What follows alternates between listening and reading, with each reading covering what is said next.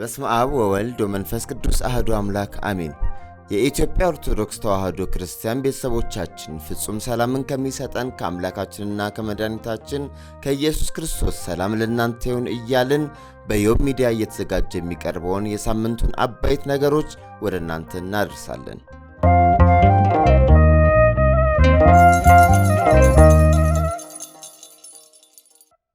ከዜናዎቻችን ስዕሉ የሚያሸበሸበው የሰማዕቱ ቅዱስ መርቆሬዎስ ሕንፃ ቤተክርስቲያን 70 ሚሊዮን ያስፈልገዋል ተባለ።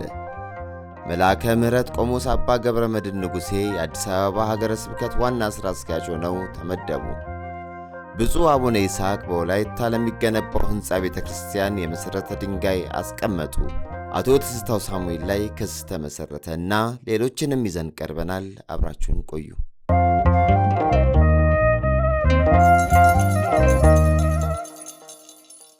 ስዕሉ የሚያሸበሽበው የሰማዕቱ ቅዱስ መርቆሬዎስ ሕንፃ ቤተክርስቲያን ከፍጻሜ ለመድረስ 70 ሚሊዮን ብር እንደሚያስፈልገው ተገለጸ። መልአከ ምሕረት ቆሞስ አባ ገብረ መድኅን ንጉሴ የአዲስ አበባ ሀገረ ስብከት ዋና ሥራ አስኪያጅ ሆነው ተመደቡ።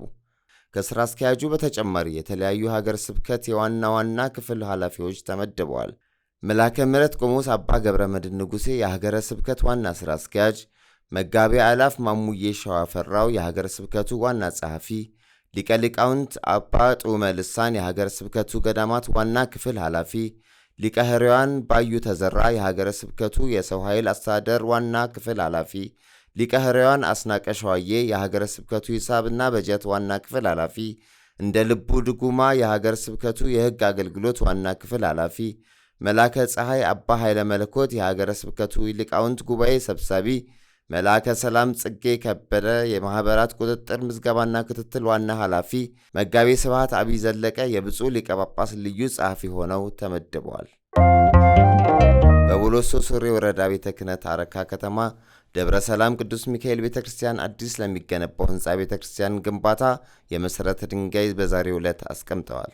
ብፁዕነታቸው በዛሬው ዕለት የሚከበረውን የቅዱስ ሚካኤልን በዓል ምክንያት በማድረግ ወደ አረካ ደብረ ሰላም ቅዱስ ሚካኤል ቤተ ክርስቲያን ያደረጉ ሲሆን በበዓሉ የተገኙ በርካታ ምዕመናንን ወንጌል አስተምረው አባታዊ ቃለ ምዕላድና ቡራኬን ሰጥተዋል። በመጨረሻም ብፁዕነታቸው አሁን አገልግሎት እየሰጠ የሚገኘውን ቤተ ክርስቲያን በማርጀቱ ምክንያት አዲስ ሕንፃ ቤተ ክርስቲያን ለመስራት በማቀድ ሰበካ ጉባኤው ባቀረበው ጥያቄ መሠረት ለግንባታው መሠረተ ድንጋይ በማስቀመጥ ሁሉም አካል ትብብርና ድጋፍ እንዲያደርግ ጥሪ አቅርበዋል። በማኅበራዊ ሚዲያ በመልቀቅ የሚታወቀው አቶ ትዝታው ሳሙኤል ላይ ክስ ተመሠረተ። የኢትዮጵያ ኦርቶዶክስ ተዋሕዶ ቤተ ክርስቲያን ላይ ጥላቻ ንግግሮችን በማኅበራዊ ሚዲያ በመልቀቅ የሚታወቀው አቶ ትዝታው ሳሙኤል ላይ ክስ ተመሠረተ። በዛሬው ዕለት የኢትዮጵያ ኦርቶዶክስ ተዋሕዶ ቤተ ክርስቲያን የሕግ አገልግሎት መምሪያ ለኢትዮጵያ ፌዴራል ፖሊስ ባቀረበው ክስ የወንጀል ምርመራ ተደርጎ የምርመራ መዝገቡ መብቱ ለሚፈቅድለት የዐቃቢ ሕግ ዘርፍ እንዲተላለፍ ጠይቋል። የቤተ ክርስቲያኒቱ የበላይ ውሳኔ ሰጪ አካልም ለማዋረድ ለመስደብና የምዕመናኑን ስሜት ለመንካት ብሎም በሀገሪቱ ውስጥ ሁከትና ብጥብጥ እንዲነሳ በማሰብ በተለያዩ የመረጃ ማሰራጫ መንገዶችና ከ5000 በላይ ተከታዮች ባሉት የራሱ የዩቲዩብ ቻናል በውጭ አገር ሆኖ ከፍተኛ ቅስቀሳ ሲያደርግ መቆየቱን ገልጸዋል። በተጨማሪም ቅድስት ቤተ ክርስቲያንን የመተት እና የጠንቋይ ቤት ናት በማለት ሲቀሰቅስ መቆየቱን የሕግ መምሪያው አስታውቋል። በማያያዝም ግለሰቡ የኢትዮጵያ ኦርቶዶክስ ተዋሕዶ ቤተ ክርስቲያን ብፁዓን አባቶችን በየገዳማቱ ውስጥ የሚገኙ ገዳማውያን መነኮሳትና አገልጋዮችን ክብረ ክህነት የሚያቃልል ንግግሮችን ሲናገር እንደነበረም በክሱ ላይ አስታውሷል። በክሱ ላይ አያይዞ መምሪያው እንደገለጸው ቤተ ክርስቲያኒቱ የምትገለገልባቸውን ሃይማኖታዊ፣ የጸሎት፣ የታሪክ፣ የገድላትና ድርሳናት መጻሕፍትን ድውያን መጻሕፍት ናቸው በማለት መጥፋት አለባቸው ማለቱን ገልጿል። ኦርቶዶክሳዊ ቤተ ክርስቲያን በቅድስና የምታከብራቸውንና የምትዘክራቸውን ቅዱሳን አባቶችና እናቶችን ጣዖታትና ጣዖት አምላኪ ናቸው በማለት ግለሰቡ ወንጀል መፈጸሙን በመሠረተው ክስ ላይ ጠቅሷል። በአጠቃላይ 7 ነጥቦችን ያካተቱ የወንጀል ዝርዝሮችን በመግለጽም ጉዳዩ ለሚመለከተው አካል ቀርቦ ግለሰቡ በሕግ ተጠያቂ እንዲያደርግ አቤቱታውን አቅርቧል። መረጃው የኢትዮጵያ ኦርቶዶክስ ተዋሕዶ ቤተ ክርስቲያን ሕዝብ ግንኙነት መምሪያ። ብፁዕ ጠቅላይ ሥራ አስኪያጅ አቡነ ሳዊሮስ በመንበረ ፓትርያርክ ጠቅላይ ቤተ ክህነት የተለያዩ የሥራ ኃላፊዎችን መደቡ። ብፁዕ አቡነ ሳዊሮስ የጠቅላይ ቤተ ክህነት ዋና ሥራ አስኪያጅ፣ የደቡብ ምዕራብ ሸዋና የሸገር ከተማ ሀገረ ስብከት ሊቀ ጳጳስ፣ የመምሪያ ኃላፊዎች ዝውውርና የአዲስ አበባ ሀገረ ስብከት የሥራ ኃላፊዎች ሹመቶችን ሰጥተዋል። በዚህም መሠረት አንደኛ መልአከ ሰላም ዳዊት ያሬድ ከጠቅላይ ቤተ ክህነት ቅርስ ጥበቃ ቤተ መጻሕፍት ወመዘክር መምሪያ ወደ ጠቅላይ ቤተ ክህነት ስብከተ ወንጌልና ሐዋርያዊ ተልእኮ መምሪያ። ሁለተኛ ዶክተር አካለ ወልድ ተሰማ ከጠቅላይ ቤተ ክህነት አስተዳደር መምሪያ ወደ ኢትዮጵያ ኦርቶዶክስ ተዋሕዶ ቤተ ክርስቲያን ቴሌቪዥን ስርጭት ድርጅት ኢኦቲሲ ዋና ሥራ አስኪያጅ። ሦስተኛ ሊቀ መዘምራን ሐረገወይን ጫኔ ከሰበካ ጉባኤ ማደራጃ መምሪያ ወደ ጠቅላይ ቤተ ክህነት አስተዳደር መምሪያ። አራተኛ ዶክተር አባ ቃለ ጽድቅ ሙሉጌታ ከጠቅላይ ቤተ ክህነት ስብከተ ወንጌልና ሐዋርያዊ ተልእኮ መምሪያ ወደ ጠቅላይ ቤተ ክህነት የሰበካ ጉባኤ ማደራጃ መምሪያ። አምስተኛ መምህር ምትኩ ከንቲባ ከጠቅላይ ቤተ ክህነት ስብከተ ወንጌል መምሪያ ተዘዋዋሪ ሰባኪነት ወደ ጠቅላይ ቤተ ክህነት የቅርሳ ቅርስ ጥበቃ ቤተ መጻሕፍት ወመዘክር መምሪያ። ስድስተኛ ዶክተር መዝገቡ ካሳ ከኢትዮጵያ ኦርቶዶክስ ተዋሕዶ ቤተ ክርስቲያን ቴሌቪዥን ስርጭት ድርጅት ወደ ቅድስት ሥላሴ ዩኒቨርሲቲ ተዛውረው እንዲሰሩ ተመድበዋል። የኢትዮጵያ ኦርቶዶክስ ተዋሕዶ ቤተ ክርስቲያን ሕዝብ ግንኙነት መምሪያ እንደዘገበው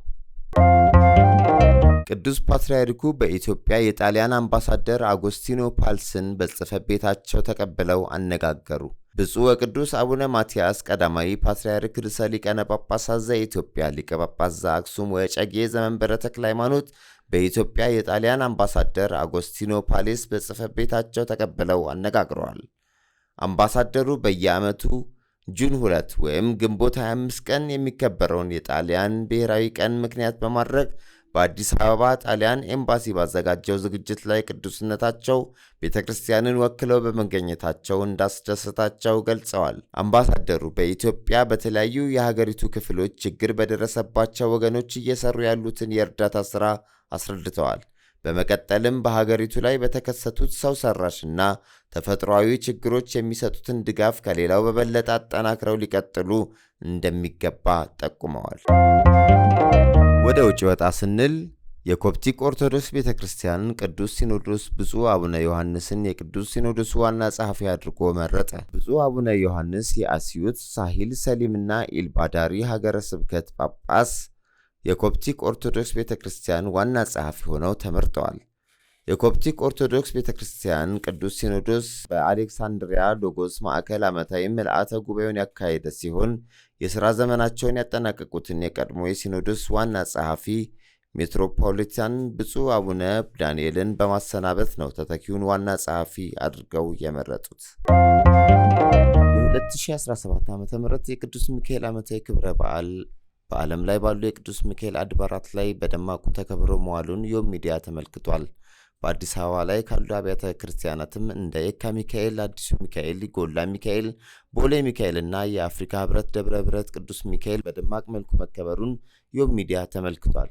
በዚሁም በአፍሪካ ህብረት ደብረ ምሕረት ቅዱስ ሚካኤል ቤተክርስቲያን የአዳር ማህሌቱን ዮም ሚዲያ በቀጥታ ያስተላለፈ ሲሆን የዕለቱንም ክብረ በዓል ዘግቧል። በመጨረሻም በአዲስ አበባ ብቸኛ የሆነውና በ1899 ዓመተ ምህረት በአጼ ምኒልክ ዘመነ መንግስት የተመሰረተው ጥንታዊ ቤተክርስቲያን መካነ ሰማዕት ቅዱስ ቂርቆስ ቤተክርስቲያን በአዲስ መልክ አሰርቶ ያጠናቀቀውን የአውደ ምሕረት ግንባታ በዛሬው ዕለት ሰኔ 15 2017 ዓመተ ምህረት ተመረቀ።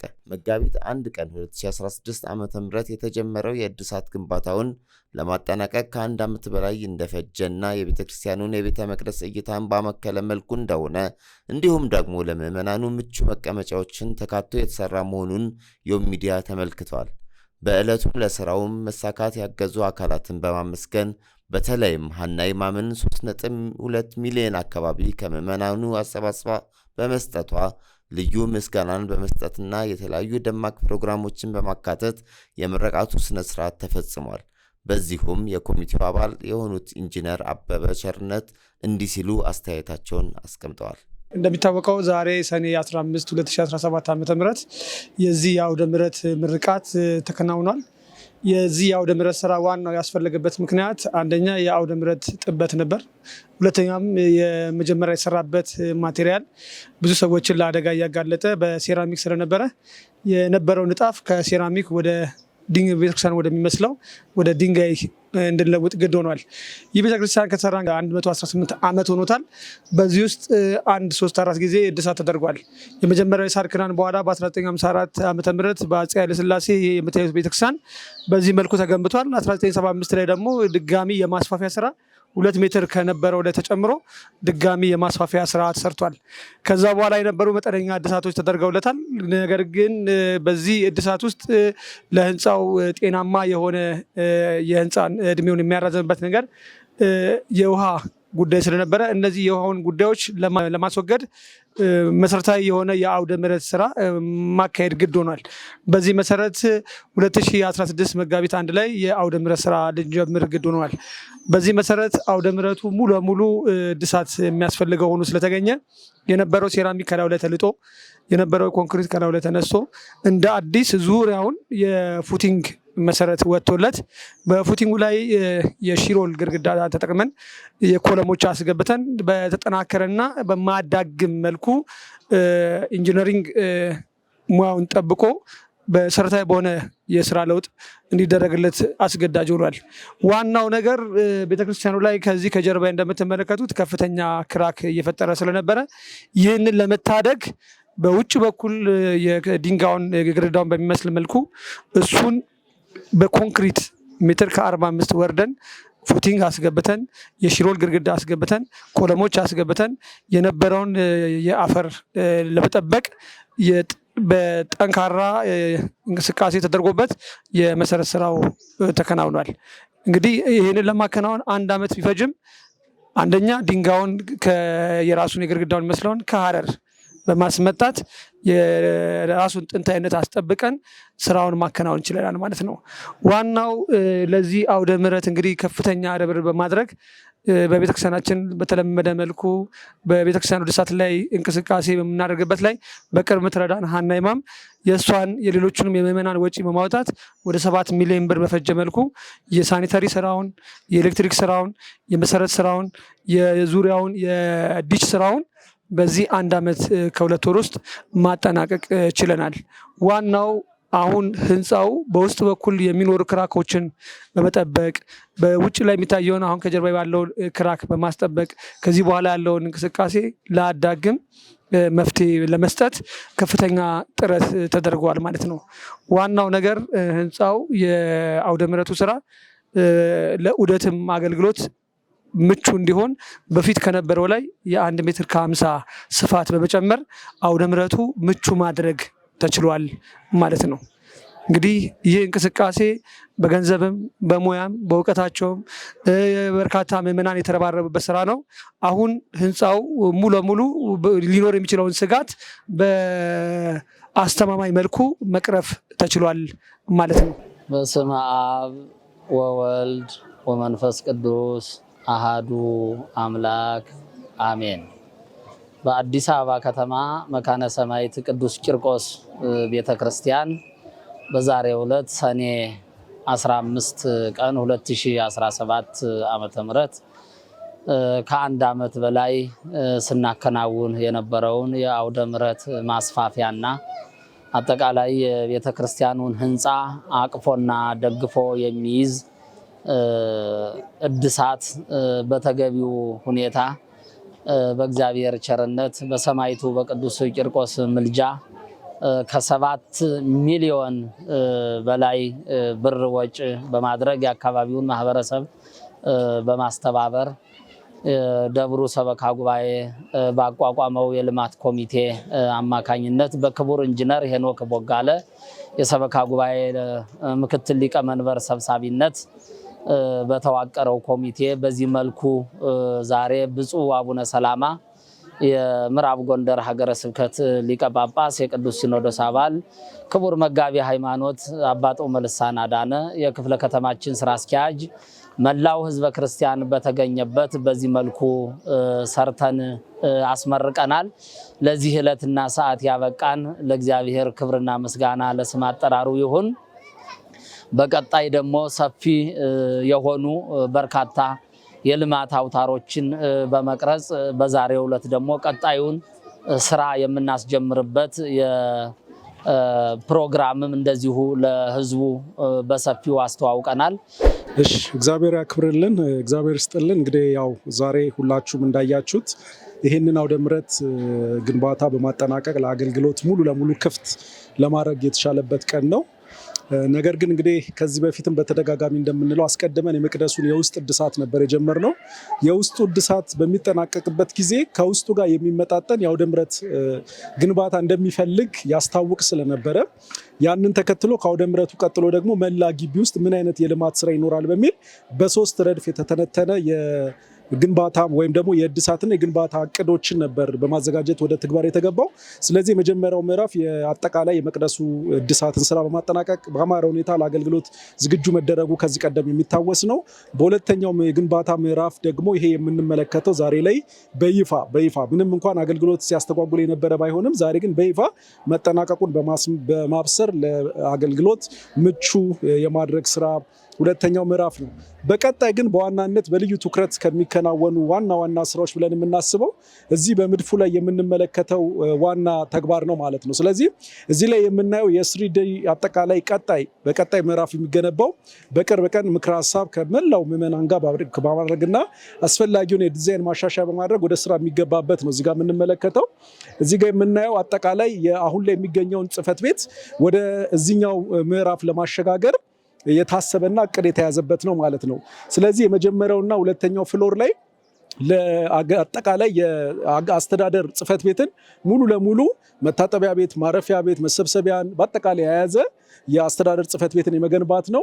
ከአስተዳደር ጽሕፈት ቤት በላይ የምንመለከተው ደግሞ ለሁለገብ የሱቆች ወይም ደግሞ የቢሮ አገልግሎት ሊሆን የሚችል ሁለገብ የሱቅ ግንባታዎችን የምናከናውንበት ይሆናል ማለት ነው።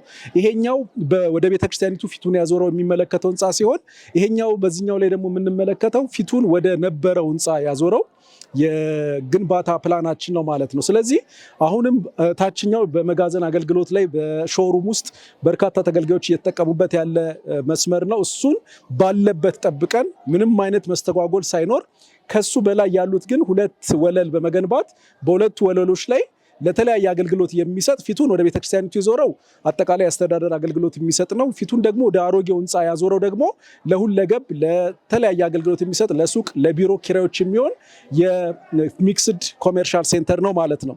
ይሄ ሁለቱን በምዕራፍ አንድ ግንባታ ካጠናቀቅን በኋላ አሁን ላይ የምናገኘው አጠቃላይ የአስተዳደር ጽሕፈት ቤትን በማንሳት ወደ ሁለተኛ ምዕራፍ ነው የምንገባው ማለት ነው። ሁለተኛው ምዕራፍ ላይ የምናየው ከበር እስከ በር የሚል ፕሮጀክታችን ነው ማለት ነው።